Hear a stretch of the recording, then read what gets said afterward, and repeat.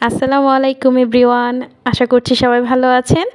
গরুর মাংস রান্না করার পর সে বেঁচে যাওয়া গরুর মাংস দিয়ে আজকে ফাঁকিবাজি একটি মাংস পিঠার রেসিপি আপনাদেরকে তৈরি করে দেখাবো। তো চলুন দেখে নেওয়া যাক রেসিপিটি। প্রথমে আমি একটি মিক্সিং বল নিয়ে নিয়েছি। মিক্সিং বলে 1 কাপের মতো পেঁয়াজ কুচি নিয়েছি। পেঁয়াজগুলো চেষ্টা করবেন মিহি করে কাটার। এরপর আমি 1 চা চামচ জিরার গুঁড়া এবং আধা চা চামচ গরম মশলার গুঁড়া এবং স্বাদ মতো লবণ দিয়ে পেঁয়াজ এবং মশলাগুলোকে হাত দিয়ে ভালোভাবে মাখিয়ে নিচ্ছি। হাত দিয়ে মাখানোর চেষ্টা করবেন, তাহলে মশলা এবং পেঁয়াজে গায়ে গায়ে মেখে যাবে ভালোভাবে, তাহলে কোনোভাবে দলা বেঁধে থাকবে না এবং খেতেও মজা লাগবে। কেউ যদি হাতের ব্যবহার করতে না চান তাহলে অবশ্যই গ্লাভস পরে নেবেন। এই পর্যায়ে আমি সেই রান্না করা মাংস থেকে ঝোলের থেকে কিছু টুকরা মাংস আমি দিয়ে দিচ্ছি। আপনারা দেখতে পাচ্ছেন যে মাংসের গায়ে কিছু কিছু ঝোল ঝোল লেগে আছে। অবশ্যই এমন অবস্থাতেই আপনাদেরকে দিতে হবে, কারণ পেঁয়াজ আছে এখানে। একদম শুকনো অবস্থায় দিলে সেটা খেতে একদমই ভালো লাগবে না। একটু ভিজা ভিজা অবস্থায় দিলে পেঁয়াজের সাথে মাংসের ঝোলটা মিশ্রণটা ভালোভাবে মেখে একদম মজাদার একটি স্বাদ এনে দেবে।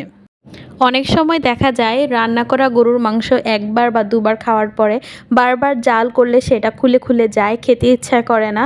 তো অযথা নষ্ট না করে এইভাবে ট্রাই করে দেখতে পারেন। এই পর্যায়ে আমি চলে যাব পিঠা বানাতে। আমি অফ ক্যামেরাতে ময়দার সাথে গরম পানিতে হলুদ এবং লবণ দিয়ে একটি রুটির মতো ডো করে নিয়েছি। এই পিঠা মেকারের সাহায্যে আপনারা দেখতে পাচ্ছেন যে আমি এভাবে লেচি তৈরি করে নিয়ে এভাবে পিঠা মেকারের সাথে চাপ দিয়ে একটি পিঠার সাইজ বানিয়ে নিচ্ছি। আপনারা চাইলে হাতেও বানাতে পারেন। আমি ঠিক এভাবে বাকি পিঠাগুলো বানিয়ে নিয়েছি। আপনারা দেখতে পাচ্ছেন পিঠাগুলো দেখতেও খুব সুন্দর হয়েছে।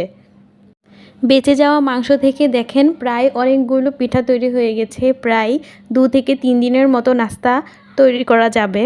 এই পিঠাগুলো চাইলেই আপনারা ফ্রোজেন করেও রাখতে পারেন। এ পর্যায়ে আমি গরম তেলে ভেজে নিচ্ছি। আপনারা চাইলে ফ্রোজেন করেও রাখতে পারেন। কিভাবে পিঠা ফ্রোজেন করে রাখতে হয় সেই ভিডিও আপনারা যদি দেখতে চান অবশ্যই আমাকে কমেন্ট করে জানাবেন।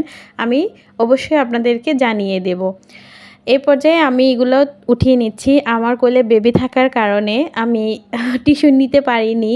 এই যে ফাইনাল লুক দেখেন কীরকম লাল লাল দেখা যাচ্ছে। টমেটো সস দিয়ে খেতে আসলেই খুব মজা লাগে। আপনাদেরকে একটু ভেঙে দেখাচ্ছি। দেখেন কতটা সফট এবং মচমচে হয়েছে, খেতেও মজা হয়েছে। আপনারা অবশ্যই একবার ট্রাই করে দেখবেন। এই মাংস পিঠাটি মূলত চালের গুঁড়ি দিয়ে খেতে ভালো লাগে, কিন্তু আমি প্রথমেই বলে নিয়েছি আজকে ফাঁকিবাজি একটি রেসিপি শেয়ার করব। আমরা যারা গ্রামের থেকে বাইরে থাকি, অর্থাৎ ঢাকা বা শহরের দিকে থাকি, তাদের হাতের কাছে সবসময় চালের গুঁড়ি উপস্থিত থাকে না, কিন্তু ময়দা বা আটা ঘরে থাকে। তো সেই জন্যই আমি ময়দা বা আটা দিয়েই তৈরি করে দেখালাম। খেতে ভালোই মজা হয়েছে এবং খুব নরম হয়েছে। আমার বেবিও আলহামদুলিল্লাহ খেতে পারছে মাশাআল্লাহ। আমি সবশেষে আপনাদেরকে একটাই কথা বলতে চাই, প্লিজ কেউ খাবার অপচয় করবেন না। ধন্যবাদ।